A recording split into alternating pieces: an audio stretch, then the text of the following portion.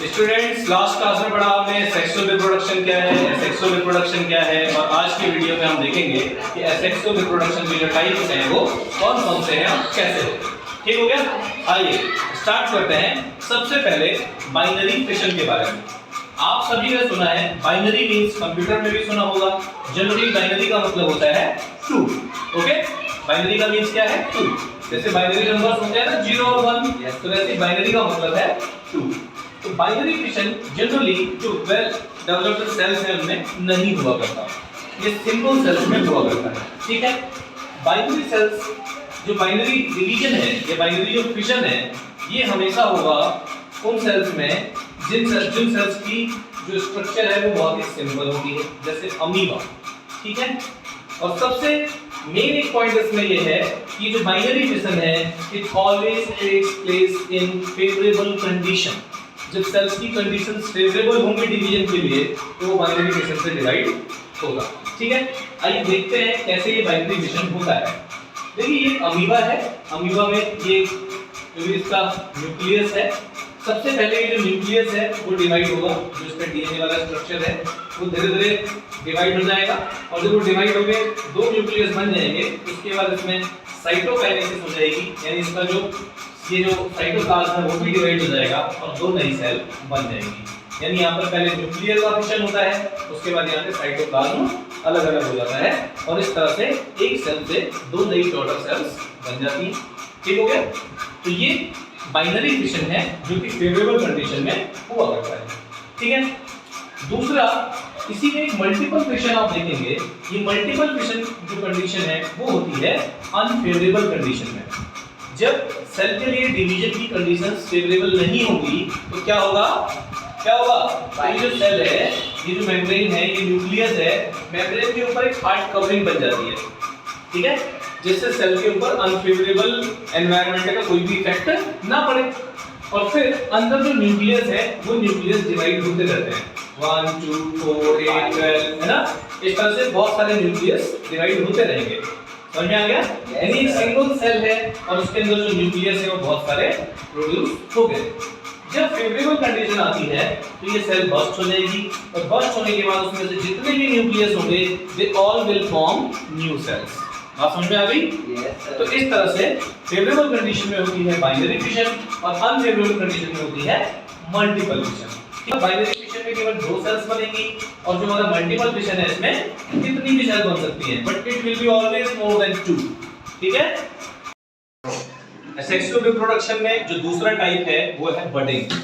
Budding का एक normal अगर हम एग्जांपल देखें तो जो एक सामान्य सा इसका एग्जांपल है वो है हाइड्रा। बडिंग में होता क्या है, जैसा हम जानते हैं बड क्या है?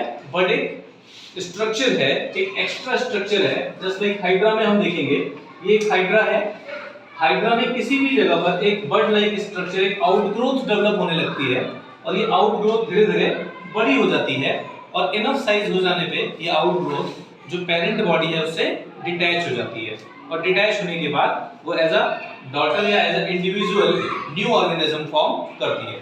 ठीक हो गया? तो जो हमारा ये बडिंग है, budding in the sense budding में क्या होता है कि एक आउटग्रोथ बनती है, और वो आउटग्रोथ क्या करती है? वो आउटग्रोथ धीरे धीरे बड़ी होगी और फिर वो पेरेंट प्लांट से या पेरेंट एनिमल से डिटैच हो जाएगी और वो एक नया ऑर्गेनिज्म बना देगी। ठीक हो गया? इसके बाद अगर स्पोर फॉर्मेशन की बात करें तो स्पोर फॉर्मेशन एक ऐसा प्रोसेस है। स्पोर फॉर्मेशन में क्या होगा? देखिए स्पोर्स बहुत छोटे होते हैं, और स्पोर्स जिस चीज के अंदर बंद होते हैं उसे हम कहते हैं स्पोरेंगियम। क्या बोलते हैं? स्पोरेंगियम। और वो स्पोरेंगियम जब बर्स्ट होते हैं तो बर्स्ट होके क्या होगा? उसके अंदर के सारे स्पोर एयर में फैल जाएंगे, स्प्रेड हो जाएंगे, और एयर में स्प्रेड होने के बाद whenever they will get favourable condition यानी डैम्प एंड वार्म कंडीशन, जब भी उन्हें मिलेगी तो दे will germinate and form new organisms. ठीक हो गया? तो अगर हम देखें तो जो स्पोर फॉर्मेशन है वो राइजोपस फंगस जो हमारी ब्रेड मोल्ड होती है उसमें बहुत ही कॉमन है। तो आप समझ सकते हैं स्पोर का साइज बहुत छोटा है, ये स्पोरेंगियम बने हुए हैं और इनके अंदर मल्टीपल स्पोर्स हैं। When they will germinate they will burst, जब ये बस्ट होंगे तो इसके अंदर से बहुत सारे स्पोर्स निकलेंगे, और देखिए एक स्पोरेंगियम में जितने स्पोर होंगे जब भी उन्हें फेवरेबल कंडीशन मिलेगी तो दे विल जर्मिनेट। बात समझ में आ गई? इसके बाद अगला देखते हैं regeneration. Regeneration is a tendency, इसमें क्या होता है कि कुछ ऑर्गेनिज्म ऐसे हैं जिनकी बॉडी का छोटा सा भी पार्ट अगर डिटैच हो जाएगा, ठीक है, तो वो छोटा पार्ट एक पूरा नया ऑर्गेनिज्म बना लेगा। बात समझ में आ गई? एग्जांपल से समझते हैं। सपोज दिस इज प्लेनेरिया, एक ऑर्गेनिज्म है। प्लेनेरिया को हमने 3 इक्वल पार्ट्स में कट कर दिया, तो ये तीनों जो इक्वल पार्ट थे, तीनों से नए 3 प्लेनेरिया डेवलप हो गए। ठीक हो गया? यानी कोई भी ऑर्गेनिज्म जिसके किसी एक छोटे कट पार्ट से नया पूरा ऑर्गेनिज्म डेवलप हो जाए, उसे हम क्या कहते हैं? रीजनरेशन कहते हैं। ठीक हो गया? यहाँ पे क्वेश्चन क्या आता है? ये तो एक कॉमन क्वेश्चन है ही।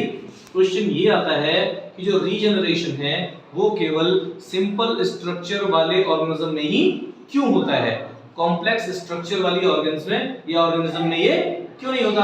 भाई मैं अपना ये थंब कट कर दूं तो क्या इस थंब से पूरा मैं बन जाऊंगा? कोई ह्यूमन नहीं बनेगा, है ना? ठीक है, मगर प्लेनेरिया का मैं कोई छोटा सा एक पार्ट कट कर देता हूं तो उससे नया प्लेनेरिया बन जाता है। ऐसा क्यों होता है? This is the question. ठीक है, तो हम समझेंगे इसका आंसर है क्या।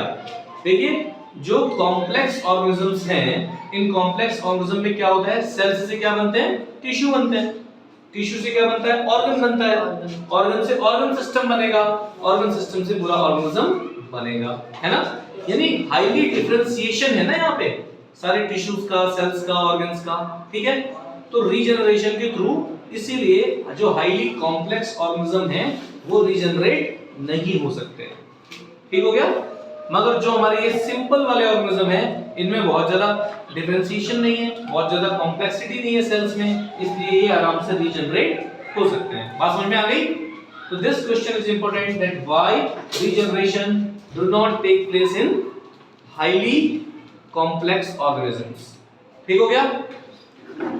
इधर देख ले, जो इसमें असेक्सुअल रिप्रोडक्शन में नेक्स्ट टाइप है जिसको हम बोलते हैं फ्रेगमेंटेशन।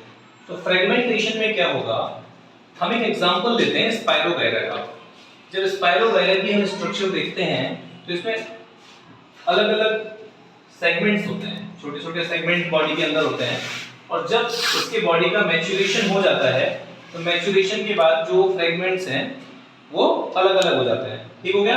और वो अलग होकर सारे फ्रेगमेंट्स क्या करेंगे? नए ऑर्गेनिज्म बना लेंगे। तो here we can see this is Spirogyra, and after maturation what happens, all the segments are separating on maturation. ठीक है? And this matured fragments are now forming into new Spirogyra. बात समझ में आ गई? ठीक है? अब यहाँ पे एक क्वेश्चन ये रेज होता है कि सेम ऐसा ही फिशन में हो रहा था। फिशन में भी एक सेल है, वो वहां से बीच से ब्रेक हो रही थी और वो 2 नई सेल बना दे रही थी।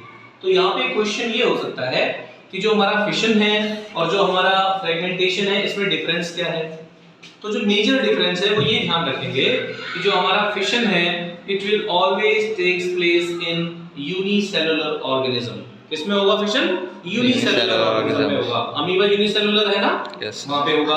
और it will always form 2 daughter cells binary fission में। Yes. Okay? Yes, sir. Fragmentation जो होगा वो सिंपल मल्टीसेलुलर ऑर्गेनिज्म में होगा, कॉम्प्लेक्स मल्टीसेलुलर में नहीं होगा। सिंपल मल्टीसेलुलर ऑर्गेनिज्म में होगा, और यहाँ पे जो डॉटर सेल है, it will always be more than 2। ये हमेशा 2 से ज्यादा ही होंगे। ठीक है? नंबर फिक्स नहीं है, ये इतने पूरे होंगे। ठीक हो गया? Yes sir. यहाँ तक चीज समझ में आ गई? Yes, sir. इस एसेक्सुअल रिप्रोडक्शन में बचा है वेजिटेटिव रिप्रोडक्शन।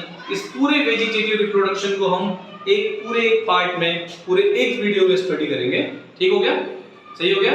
तब तक के लिए इस चैनल को लाइक करें, सब्सक्राइब करें, शेयर करें, जिससे ज्यादा से ज्यादा लोगों को इसका फायदा मिल सके, और जो बेल आइकन है उसको भी प्रेस करें। Thank you.